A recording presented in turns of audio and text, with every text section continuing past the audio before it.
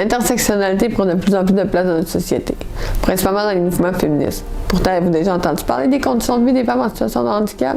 Si oui, sûrement pas beaucoup.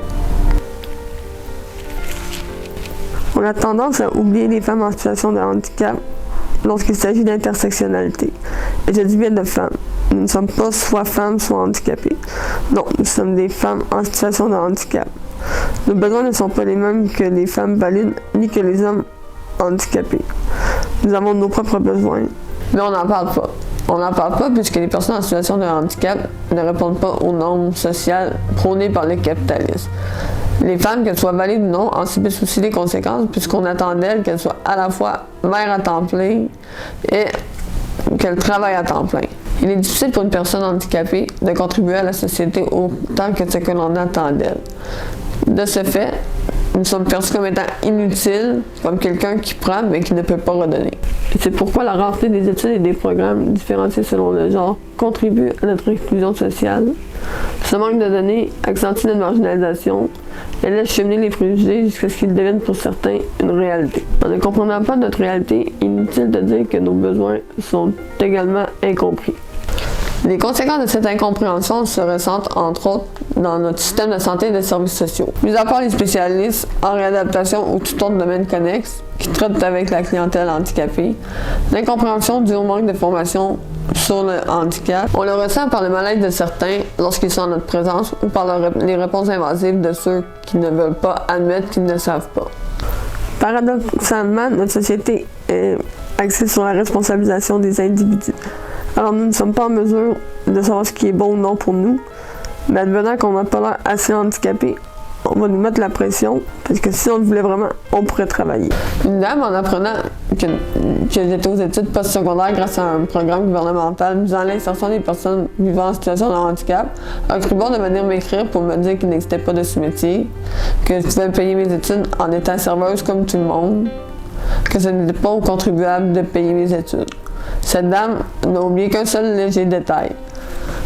J'ai un voix qui ne fonctionne pas.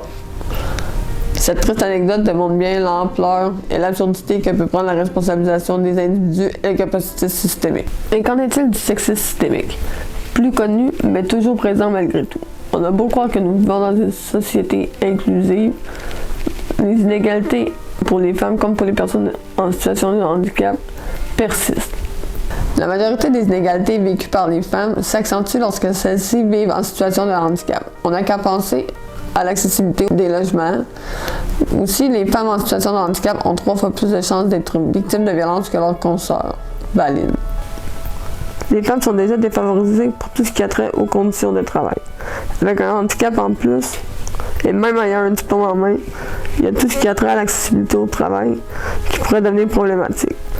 Dans un rapport rendu par l'ONU en 2013, le Conseil des Canadiens avec déficience a livré son propre témoignage et rendu la conclusion suivante.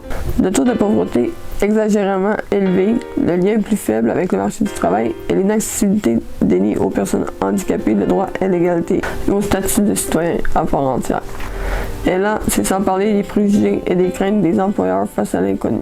En 2006, le taux d'emploi chez les personnes en situation de handicap était de 36% chez les femmes versus 45% chez les hommes.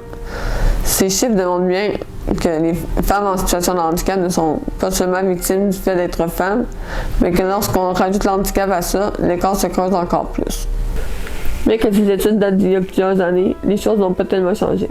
L'absence de données récentes et différenciées selon le genre parle d'elle-même. Les données pouvant nous aider à soutenir notre cause sont quasiment inexistantes, d'autant plus qu'il nous est difficile à écrire sur la place publique lorsqu'elle nous est inaccessible. Bien qu'on n'en parle pas, ça ne veut pas dire que nos besoins sont inexistants. Pour ce qui a trait à la maternité, parlons-en de l'handiparentalité. On tente de dissuader les femmes handicapées de tomber enceintes. Et si l'une de nous tombe enceinte, on nous encourage à avorter. On oublie la capacité qu'a l'être humain à s'adapter, même si nos droits en sont brimés. Advenant que nous choisissons de poursuivre une grossesse, on le fait dans l'insécurité. Personne n'a de réponse à nos questions. Il faut croire qu'on ne forme pas les professionnels de la santé et des services sociaux pour ça non plus. Après tout, on est handicapé, pourquoi voudrions-nous des enfants? En tant que femme en situation de handicap, nous Nous avons le droit de recevoir de l'aide à domicile pour préparer des repas pour la semaine ou pour aider au ménage, par exemple. Mais ça ne s'applique pas pour l'handiparentalité. Les femmes handicapées ont perdu la garde de leurs enfants simplement pour avoir osé demander du soutien à domicile. Pourtant, pour des mères valides ayant besoin de soutien à domicile pour cause d'épuisement, des programmes existent et la DPJ n'intervient pas pour leur dire qu'elles ne sont pas aptes à prendre soin de leur enfant et ne croient pas nécessairement avoir de lui trouver un nouveau foyer plus sécuritaire. La réalité des femmes handicapées, ce n'est pas que de devoir vivre avec nos limitations physiques. C'est aussi de devoir vivre avec la pression d'être une femme dans une société patriarcale, d'être une mère dans une société où trop n'est jamais assez, du moins pour celles qui n'ont pas été découragées par la société. On attend d'une femme qu'elle soit mère à temps plein tout en ayant un emploi à temps plein. Déjà pour une femme en santé, ce n'est pas facile. Pour une personne dans ma situation, c'est pratiquement impossible. Contrairement à nos limitations physiques, il n'existe pas d'équipement adapté pour faire face à toute cette pression. La capacité systémique nous met des bâtons dans les roues à tout moment. Et le regard des gens lorsque nous sortons avec notre enfant, leur jugement lorsqu'ils réalisent que l'enfant qui est avec toi, c'est le tien. L'expression sur leur visage qui se dit « pauvre enfant », c'est lourd. Notre absence dans les médias traditionnels, dans les formations des futurs spécialistes en santé et services sociaux, ainsi que dans les luttes pour les droits des femmes, ne signifie pas que nous sommes inexistantes.